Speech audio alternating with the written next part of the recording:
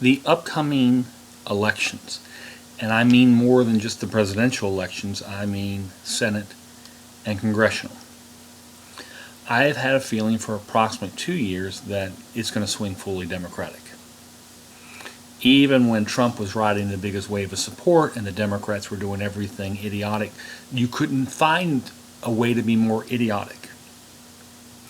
Now, that is going to come as a problem for many people in our faith who are, a lot of them are Republican. I personally don't vote because nobody represents me. Nobody is a Torah observant messianic in politics, so at least that I, around where I would vote, so you know, none of them represent me, so what do I care? But I wanted to kind of walk this through of where this will go, if we are right. A few years ago, the Democratic Party decided they were going to give up on the Jews, and I do mean just a few years ago, as in like the last election. They were going to give up on being the party of the Jews, and they were going to be the party of the Muslims, because the Muslims have more children, and therefore they can help swing elections. And the Muslims are in states that are swing states. So whereas the Jews are very heavily into New York and everything, where it just doesn't matter. They could, every single Jewish person in New York City could vote Republican, and the Republican's not getting in. They are in Democratic strongholds. So the Muslim party held a greater amount of sway to those in the party. And because of that, we actually have some Muslims who are now in Congress. As that, one of those is in Minnesota, which again is a swing state. Now, let's walk this through of where and why this is important. If Biden gets in, or whoever is in for the Democratic Party, they could switch it and say it's going to be somebody other than him, and they win the Senate as well, and they don't even have to win the Senate to do this, but it would help. And they're able to keep Congress. The president appoints his people to the United Nations.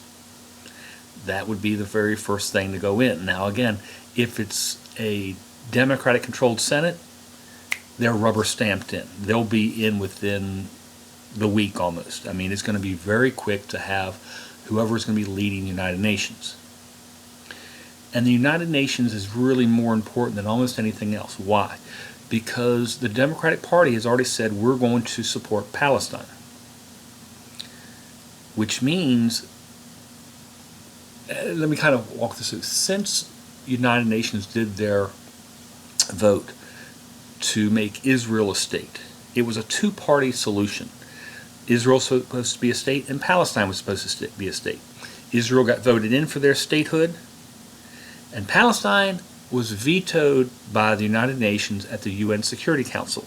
Now, at the United Nations Security Council, there are 5 permanent members, and any of them have the ability to veto anything that comes up. They are the United States, China, Russia, United Kingdom, and France. Those are the 5 permanent members. France, Muslim country now. United Kingdom, they're supporting the Muslims. Russia and China, they're going to be supporting and has been supporting the Palestinians. It's only been the United States who has kept this from going anywhere. Every single year there are UN resolutions from the General Assembly criticizing Israel. Once the United States pulls back on that and says we want to have Palestine as a state, they can do so. Because that was supposed to go through the vote. Now let's look at what the United Nations Security Council has the ability to do. Okay. Now it's only these 5 permanent members of the Security Council. They have 10 other members that are voted in. They're for 2-year terms, but they don't really have any real power.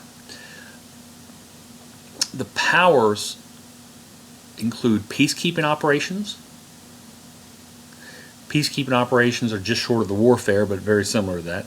Enacting international sanctions and authorizing military action. That's from the United Nations Security Council. You have 4 of those who want to do something against Israel, and only one who's vetoed it the whole time. And if the Democrats win, then that ends. They can enact all international sanctions against Israel. They can cut off all aid. They can totally isolate Israel. Now, when we think of Armageddon, we think of every single nation going to war. Wouldn't that be United Nations, a peacekeeping force, or a military force from the United Nations? They're already doing peacekeeping work in Lebanon. They're ready to go. It's very easy for them to just rush in there. They just need United States to step back. And if we vote Democratic, United States will step back, which allows everything to come through. Now, because the Senate right now, it would stay Democratic during the midterms, and so therefore it would be Democratic 4 years later, which would allow everybody to go for Armageddon. This is just allowing the initial attack against Israel, and everybody condemning Israel and doing everything that they can against Israel. The President, Biden, would still be president 4 years later. At time for Armageddon, it would be coming right up on elections. And he can send troops, he can do everything to send them for Armageddon. That's why this election is an interesting time. That's why things are setting themselves up so perfectly. Again, Trump had a real successful time, but unfortunately this coronavirus garbage, everybody realizes that they've shut down the economy for something that doesn't have the same death rate as the common flu. And there are 41 million people out of work. It doesn't take that many people to swing an election. And when you got 41 million people out of work, they're ticked off.